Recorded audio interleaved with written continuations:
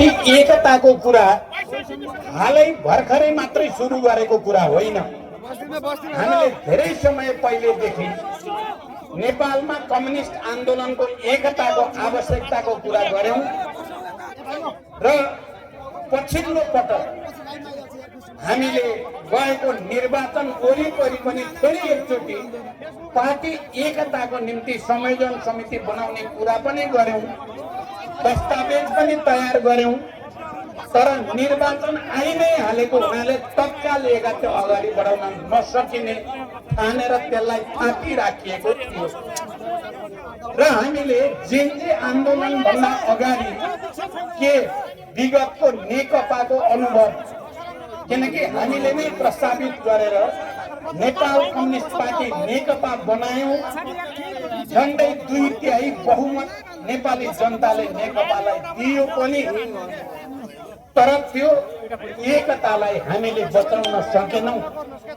ती अनुभव र शिक्षा समेत हामीले फेरि एकतामा जाने सम्भव छ या छैन भन्ने बारेमा विभिन्न प्रदेशहरूमा हामीले परामर्श लिएका थियौं र मलाई आज खुसी छ, आज तपाईँ कर्णालीवासी पार्टीका नेता कार्यकर्ता र आदरणीय जनसमुदायको अगाडि उभिएर यो सन्देश सभामा केही विचार राख्दै गर्दा त्यति बेला कर्णाली प्रदेश र सुदूरपश्चिमका कमरेडहरूले एकता तुरुन्तै गर्नु पर्यो, ढिलो गर्नु भएन भन्ने सुझाव दिनुभएको थियो र उहाँहरूले भन्नुभएको थियो एकता गर्दा सुदूरपश्चिममा पनि र कर्णाली प्रदेशमा पनि हामी 1 नम्बर पार्टी बन्छौं भन्ने विश्वास पनि उहाँहरूले दिलाउनु भएको थियो। आज हामी यो पार्टी एकता सन्देश सभामा सुदूरपश्चिमबाट सुरु गरेर अब सेकेन्ड लास्ट भने पनि भयो, भ्याली बाहिरको अन्तिम भने पनि भयो, यो कर्णालीको सभामा आइपुग्दा जनताको जस्तो उत्साहपूर्ण उपस्थिति देखा पर्यो धनगढी र आज यो सुर्खेतको वीरेन्द्रनगरमा। यसले खाली 1 नम्बर पार्टी हुने मात्रै होइन, सुदूरपश्चिम र कर्णालीमा हामीले एउटा नयाँ इतिहासको रचना गर्न सकिन्छ, समाजवादी क्रान्तिको सुरुवात गर्न सकिन्छ भन्ने सन्देश तपाईहरुले दिनुभएको छ। म तपाईहरु सबैप्रति हार्दिक आभार प्रकट गर्न चाहन्छु र तपाईं सबैलाई बधाई भन्न चाहन्छु। तपाईहरुले साँच्चै एउटा नयाँ इतिहास रचना गर्ने संकल्प गर्नु भएको छ। हामीले यी सभाहरूलाई खाली प्रचारात्मक सभा मात्रै होइन, हामीले विगतमा गरेका कमी कमजोरी को आत्मसमीक्षा गर्ने, आत्मालोचना गर्ने र आगामी दिनमा नेपाली जनतासँग एकाकार भएर एउटा सुशासन युक्त, भ्रष्टाचार मुक्त अनि आर्थिक रूपले समृद्ध, सामाजिक विभेदको अन्त्य गरेर सामाजिक न्याय सहितको समाज निर्माण गर्ने हामी त्यो उद्देश्यका साथ तपाईहरुको अगाडि एकातिर आत्मसमीक्षा गर्ने र अब आइन्दा हामी विगतका कमी दोहोरिन दिने छैनौं भन्ने संकल्प गर्ने सभाको रूपमा पनि हामीले सभा गर्यौं। तपाईहरुले देखिरहनु भएको छ, धनगढीबाट सुरु भएको सभाको प्रक्रिया जनकपुरमा जाँदा एउटा उत्कर्षमा पुग्यो। मधेसमा जहाँ सबभन्दा बढी जनसंख्या केन्द्रित छ त्यो ठाउँमा भएको सभा असाधारण र ऐतिहासिक प्रकृतिको रह्यो। आज बिहान मात्रै मेरो मधेसका केही नेता साथीहरूसँग त्यसको समीक्षा भएको थियो र त्यसले अब मधेसमा नेपाली कम्युनिस्ट पार्टीको विजय अभियानलाई कसैले रोक्न सक्दैन भन्ने भाष्य तयार भयो भन्नुभएको थियो। मैले उहाँहरूलाई बधाई भनेको थिएँ। आज कर्णाली अन्यत्र भन्दा यो अलिकति भौगोलिक रूपले अहिले पनि अप्ठ्यारोमै छ। धेरै टाढा टाढाबाट आउने कुरा सहज छैन, तर पनि तपाईहरु जुन उत्साहको साथ, जुन स्पिरिटको साथ यहाँ उपस्थित हुनुभयो र यति धेरै नेताहरूले बोल्दा पनि तपाईहरुले अहिलेसम्म धैर्यतापूर्वक सुनिरहनु भएको छ। यसले हामीलाई एउटा प्रेरणा प्राप्त भएको छ कर्णालीबाट। म कर्णालीलाई अहिले अरु लामो व्याख्या नगरिकन के भन्न चाहन्छु भने कर्णाली हाम्रो इतिहास हो। हाम्रो सभ्यताको धरोहर पनि हो। सिजा सभ्यता हामी सबैलाई थाहा छ। त्यहाँबाट कसरी देशभरि एउटा नयाँ संस्कृति, एउटा नयाँ भाषा, एउटा नयाँ प्रक्रियाको सुरुवात कर्णालीबाट भएको थियो। यस्तो गौरवशाली इतिहास र सभ्यता बोकेको कर्णाली शासकहरूको विभेदको नीतिका कारणले पछि पारियो।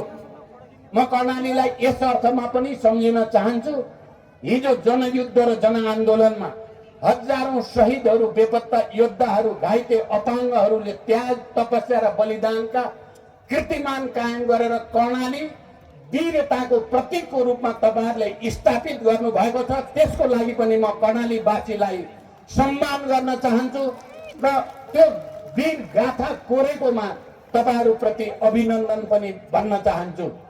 कर्णाली हामी फेरि प्राकृतिक सुन्दरताको दृष्टिकोणले र यहाँको प्राकृतिक साधन स्रोतको दृष्टिकोणले पनि नेपालको एउटा वैभव प्राप्त प्रदेश हो कर्णाली प्रदेश।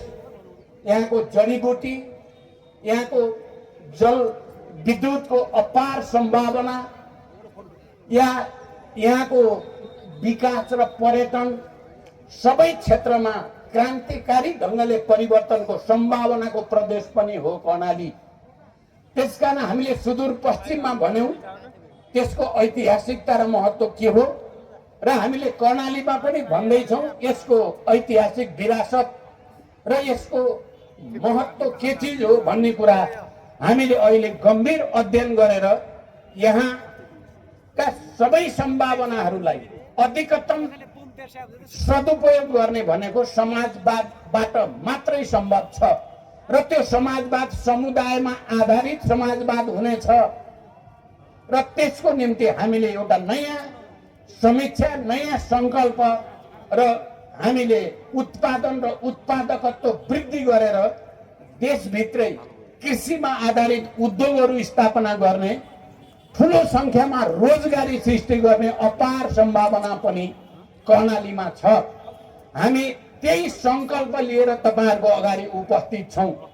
हामी नेपालको इतिहासमा पहिलो पटक, म विशेष जोड दिएर भन्न चाहन्छु, नेपालको इतिहासमा पहिलो पटक 16 वटा कम्युनिस्ट र समाजवादी घटक एकैचोटि एउटा पार्टीमा केन्द्रित भएर राष्ट्र जोगाउने संकल्प गरेको, परिवर्तनको संकल्प गरेको, विगतका गल्ती कमजोरी सच्याउने संकल्प गरेको एकमात्र पार्टी बन्न पुगेको छ नेपाली कम्युनिस्ट पार्टी। यो तपाई हामी सबैको निम्ति गर्व र खुसीको कुरा हो। यो भन्दा पहिला 2टा मिल्ने 3टा मिल्ने त हामीले धेरै पटक देख्यौं, तर 16 वटा कम्युनिस्ट घटकहरू एकै साथ एउटै पार्टीमा आबद्ध भएर हजारौं मैले धेरै ठाउँमा धेरै प्रतिक्रिया सुनेको छु। मलाई अहिले समयको दबाव त छँदैछ। मैले धेरै कूटनैतिक नियोगका प्रतिनिधिहरूसँग पनि नेपाली कम्युनिस्ट पार्टी कुन सन्दर्भमा बन्यो र नेपाली कम्युनिस्ट पार्टी बनिसकेपछि धनगढीदेखि जनकपुर हुँदै अहिले कर्णालीसम्म आउँदाखेरिका सन्देश सभाहरूको बारेमा निकै रुचिपूर्वक अन्तर्राष्ट्रिय जगतले पनि मसँग के कसरी यस्तो सम्भव भयो, यो त निकै ठुलो कुरा भयो भनेर बधाई दिनेको ताती छ। देशभित्र पनि मैले यसो भने कतिपय मानिसहरूलाई नमिठो लाग्न सक्छ। नेकपा एमाले भित्रका पनि थुप्रै नेता कार्यकर्ताहरूले हामीलाई बधाई भन्नुभएको छ, तपाईहरु 16 वटा कम्युनिस्ट हुनुभयो, हामी पनि एकताकै पक्षमा छौं, हामी पनि ध्रुवीकरण र रूपान्तरणकै पक्षमा छौं भनेर बधाई दिने साथीहरू, कमरेडहरू धेरै ठुलो संख्यामा हुनुहुन्छ। मैले अहिले यो भन्दा बढी केही भन्न चाहन्न। मलाई उहाँहरू अहिले अधिवेशनमा हुनुहुन्छ, पक्कै पनि त्यहाँ छलफल हुनेछ। रूपान्तरणको निम्ति, राष्ट्र जोगाउनको निम्ति, वामपन्थी आन्दोलनको एकताको निम्ति र नेपाली जनतालाई कृषि क्रान्तिद्वारा, उत्पादनमा क्रान्तिद्वारा, रोजगारी सृष्टिद्वारा, कृषिमा आधारित उद्योगद्वारा ठूलो संख्यामा रोजगारी सृष्टि गरेर विदेशमा भएका हाम्रा सबै नेपाली युवाहरूलाई देश फर्किन रुचि लाग्ने वातावरण बनाउने कुरा र देशभित्रका युवाहरूलाई यही रोजगारी दिने कुरामा हामीले एउटा नयाँ संकल्प सहित आएका छौं र यो एउटा असाधारण ऐतिहासिक काम भएको छ। सम्पूर्ण कमरेडहरू र आदरणीय जनसमुदाय, यो त्यति सजिलै भएको चाहिँ भने होइन। यदि कसैलाई त्यो लागेको छ भने त्यो सत्य होइन। मैले प्राय सबै सभामा भनेको छु, हामी नेपाली कम्युनिस्ट पार्टीसम्म आइपुग्न धेरै उतार चढाव, घुम्ती मोडहरू पार गरेर आएका छौँ। सङ्घर्ष र बलिदानका ठुल्ठुला कीर्तिमानहरू कायम गरेर आएका छौँ। म के तपाईँहरूलाई लाग्छ होला, कमरेड माधव नेपाल या वामदेव गौतम या अरू नेता साथीहरू अहिले भर्खरै मात्रै एकताको बारेमा छलफल गरेका होलान् भन्ने लागेको छ भने त्यो सत्य होइन। हामी 2041-42 सालदेखि पञ्चायत विरोधी आन्दोलनको बेलामा हामी लगातार संवादमा हुन्थ्यौँ, कमरेड माधव नेपाल र म। उहाँ पनि त्यति बेला पार्टीको महासचिव चाहिँ हुनुहुन्थेन, म पनि त्यति बेला पार्टीको महासचिव थिइनँ। तर म र माधव नेपाल दुईटा अलग अलग धाराका पार्टीमा थियौँ। एउटा चौथो महाधिवेशनको धारा, एउटा कोअर्डिनेसन केन्द्रको झापा विद्रोहको धारा। तर हाम्रो बीचमा अत्यन्त गम्भीर संवाद, सहकार्य त्यति बेला पञ्चायती तानाशाहीका विरुद्ध हुने गरेको थियो। म तपाईँहरूलाई स्मरण मात्रै गराउन चाहन्छु। तपाईँहरूलाई लाग्छ होला त्यो त थियो होला, पञ्चायत विरोधी आन्दोलनमा त तपाईँहरूले सहकार्य गर्नुभयो होला, तपाईँहरूलाई लाग्न सक्छ जनयुद्ध सुरु भएपछि त तिमीहरूको बोलचालै भएन होला नि भन्ने पनि लाग्न सक्छ। तर म आज तपाईँहरूको अगाडि, तपाईँ कर्णालीवासी जनसमुदायको अगाडि भन्न चाहन्छु, झन्डै जनयुद्ध सुरु गरेको 2 वर्षपछिदेखि माधव नेपाल र म नै हो सबभन्दा धेरै भेटघाट, छलफल, बहस, कसरी देशलाई संविधान सभातिर लान सकिन्छ, कसरी देशलाई गणतन्त्रसम्म पुर्याउन सकिन्छ, जनयुद्धको तागत र जनआन्दोलनको तागतलाई जोडेर राजतन्त्रको अन्त्य कसरी गर्न सकिन्छ भन्ने बारेमा देशभित्र र देश बाहिर अनगिन्ती वार्ता संवादहरूको श्रृङ्खलाबाट हामी गुज्र्यौँ। त्यसकारण यो ती सबै अनुभवहरू अनि नेपाल कम्युनिस्ट पार्टी नेकपा बनाउँदाखेरिका अनुभवहरू, त्यति बेलाका तिता मिठा, यहाँ कमरेड भीम रावल पनि हुनुहुन्छ, कमरेड वामदेव गौतम पनि हुनुहुन्छ। तपाईँहरूलाई यो कुरा थाहा होला, हामी जनयुद्धको बेलामा आधार इलाकाका रूपमा रोल्पामा म हेडक्वार्टर थियो। त्यति बेला कमरेड वामदेव गौतम र युवराज गेवाली हामीसँग वार्ता गर्न आउनुभयो र पहिलो पटक जनयुद्धको नेतृत्व गरिरहेको नेकपा तत्कालीन माओवादी र तत्कालीन नेकपा एमालेको बीचमा पहिलो दस्तावेज तयार गरियो र त्यो दस्तावेजमा हस्ताक्षर नेकपा माओवादीको तर्फबाट मैले र नेकपा एमालेको तर्फबाट कमरेड वामदेव गौतम प्रमुख नेता भएर हामीले हस्ताक्षर गरेपछि 12 बुँदे समझदारीको जग रोल्पाबाट बसेको हो, एमाले र माओवादीको त्यो सहमतिबाट बनेको हो भन्ने कुरा पनि म सम्पूर्ण कमरेडहरूलाई जानकारी गराउन चाहन्छु। त्यसकारण यो नठानियोस् अचानक यिनीहरू मिले जस्ता हो कि यिनीहरूको राम्रो एकअर्का प्रति चिन्जान छैन कि भन्ने तपाईँहरूलाई परेको छ भने झन्डै 40 वर्षदेखि लगातारका कहिले विमति, कहिले बहस, कहिले एकता, कहिले सहकार्य हुँदै हुँदै ती सबैको समीक्षा गरेर अहिले फेरि हामी समेत अन्य चाहिँ 14 वटा कम्युनिस्ट समाजवादी घटकहरू मिलेर नेपाली कम्युनिस्ट पार्टी बनाइएको छ। त्यसकारण यो असाधारण ऐतिहासिक सन्दर्भ र विरासतबाट विकसित भएको पार्टी हो नेपाली कम्युनिस्ट पार्टी। यसले संकल्प लिएको छ अब यो देशमा जेनजी युवाहरूले गएको भदौ 23 र 24 गते जे जस्ता घटनाक्रमहरू भए त्यसले हामीलाई एक हदसम्म पार्टीहरूलाई र नेताहरूलाई अझ यो परिवर्तनको नेतृत्व गर्ने जनयुद्ध मार्फत, जनआन्दोलन मार्फत र अनि फेरि संयुक्त रूपमा पनि त्यसो गर्ने क्रान्तिकारी पार्टीहरूका निम्ति एउटा चुनौती बदलिने, सच्चिने या सिद्धिने भन्ने एउटा प्रश्न युवाहरूले खडा गरे। त्यस अर्थमा हामीले, मैले पनि माधवजीले पनि जेनजी युवाहरूलाई बधाई भन्यौँ। तपाईहरुले हामीलाई सच्चिनको लागि घचघच्याउनु भयो, घोच्नु पनि भयो र तपाईहरुले हामी रूपान्तरित हुनको लागि उत्प्रेरित पनि गर्नुभयो। हामीले मात्रै त्यस्तो पार्टी हो जसले जेनजी युवाहरूका माग सही छन् र त्यसमाथि सरकारले गरेको दमन गलत छ भनेर समयमै त्यसको भण्डाफोर गर्ने र सरकारलाई अविलम्ब राजीनामाको माग गर्ने पनि हामी नै हौँ। आज हामीलाई खुसी छ तपाईँ कर्णालीवासीको अगाडि बोल्दै गर्दा देशभरि हजारौं जेनजी युवा प्रतिनिधिहरू नेपाली कम्युनिस्ट पार्टीसँग जोडिनु भएको छ र तपाईहरुले सुनेका जानेका टिभीमा या रेडियोमा अनलाइनमा वा सोशल मिडियामा जतिका नाम देख्नु भएको छ ती सबै अहिले नेपाली कम्युनिस्ट पार्टीसँग जोडिएका छन्। तपाईलाई अनौठो लाग्छ होला हामीलाई बेसरी गाली गर्ने गरेका जेनजी प्रतिनिधि भनेर स्थापित व्यक्तिहरू पनि अहिले हाम्रो अभिभावक पार्टी भनेको नेपाली कम्युनिस्ट पार्टी नै रहेछ। हाम्रो नेता मध्ये अभिभावक प्रचण्ड र माधव नै रहेछन् भन्ने कुरा रियलाइज गरेका छौँ। यो तपाईँ हामी सबैको निम्ति खुसी र गर्वको कुरा हो। अहिले यही पनि थुप्रै जेनजी पुस्ताका युवाहरू पार्टी प्रवेश गर्नु भएको छ। हामी सबैसँग कुरा गरिराखेका छौँ। तपाईहरुले हेर्नुभयो भने अस्ति प्रधानमन्त्री सुशीला कार्की र जेनजी केही युवाहरू 132 जना जेनजी प्रतिनिधिहरूले सम्झौता गरेका छन्। त्यो सम्झौता राम्रोसँग हेर्नुभयो भने नेपाली कम्युनिस्ट पार्टीको नीति कार्यक्रमसँग धेरै मिल्दोजुल्दो छ, धेरै मिल्दोजुल्दो छ। यस अर्थमा कतिपय आत्तिएका पनि छन् यो त सबै नेपाली कम्युनिस्ट पार्टीतिर पो जाने भयो जेनजी जति त भन्ने भएर अलि आतंकित भएको पनि देखिएको छ। तर हामी भने त्यसबाट शिक्षा लिएर यो राष्ट्रलाई एकताबद्ध गरी छान्ने नेपाली जनतालाई एकताबद्ध गरी छान्ने संकल्प लिएर तपाईहरुको अगाडि उपस्थित छौं।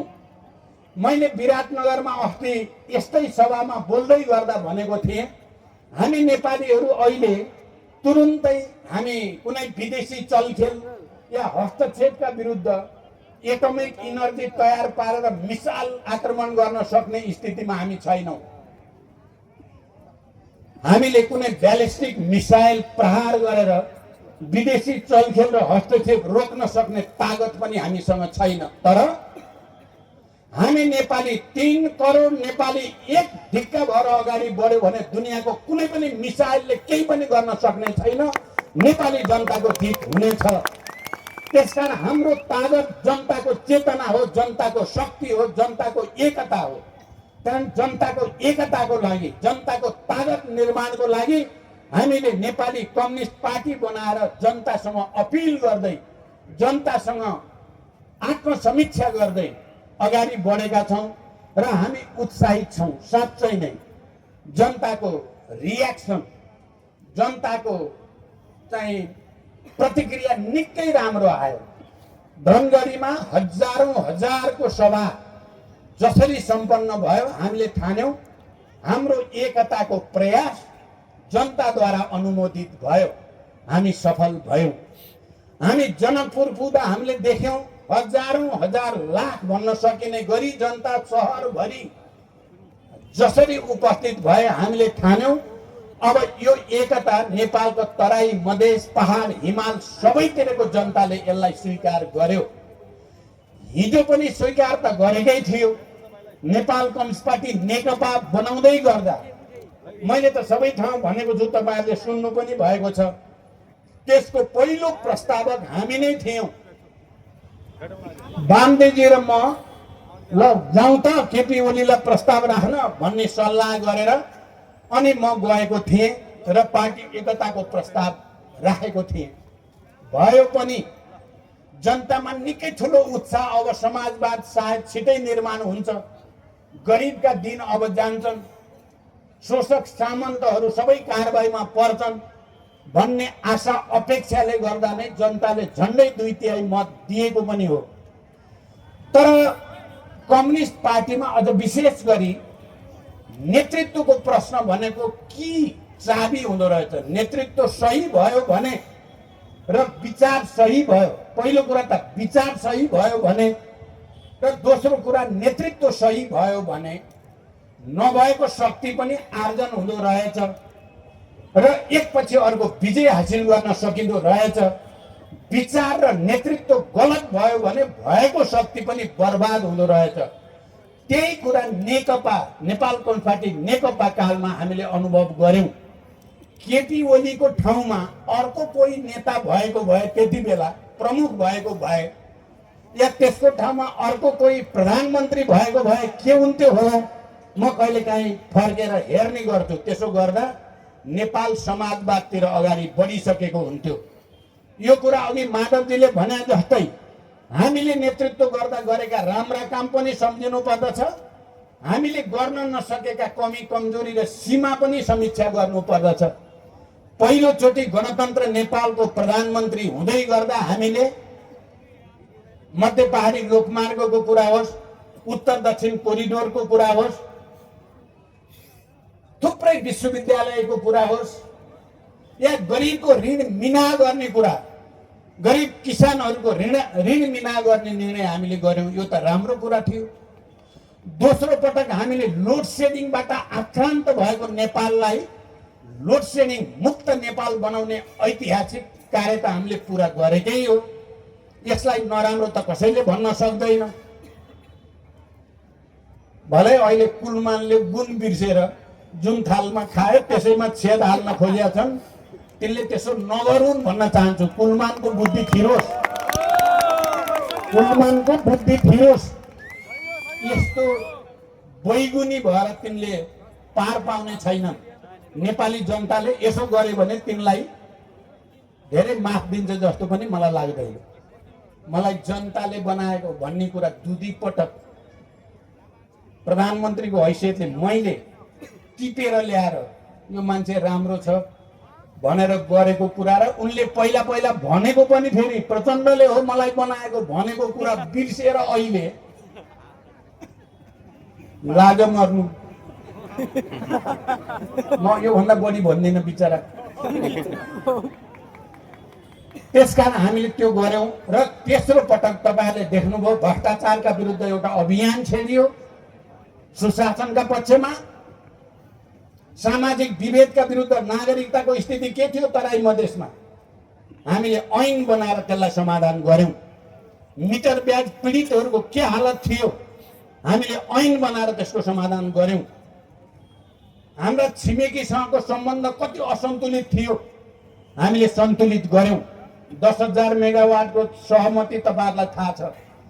कर्णालीमा त्यसको अपार सम्भावना छ। हामीले वेस्ट सिटी अगाडि बढाउन खोजेकै हो। हामी अहिले पनि चाहन्छौं कर्णाली सबभन्दा धनी प्रदेश बन्न सक्ने प्राकृतिक साधन स्रोत यहाँ छन्। त्यसकारण नेपाली कम्युनिस्ट पार्टी मात्रै कर्णाली प्रति, सुदूरपश्चिम प्रति, मधेस प्रति र सबै उत्पीडित वर्ग, जाति, क्षेत्र, लिङ्ग, समुदाय प्रति इमानदार भएर काम गर्ने पार्टी हो। हाम्रा केही कमी छन् भने त्यसलाई सच्याउने कमिटमेन्टका साथ, प्रतिबद्धताका साथ हामी तपाईहरुको अगाडि छौं। एकचोटि एक ढिक्का भएर अगाडि बढौं। कर्णालीले नयाँ इतिहास रचना गर्नेछ। नेपाल नै नेपाली कम्युनिस्ट पार्टीको नेतृत्वमा सबै खाले साम्राज्यवादी, वैदेशिक प्रतिक्रियावादी र देशभित्रका प्रतिगामी शक्तिहरूलाई परास्त गरेर स्वाधीन समुन्नत नेपाल बनाइ छाडिनेछ। यही संकल्प र यही अपिल तपाईहरुसँग गर्दै बिदा हुन्छु। धन्यवाद। अभिवादन।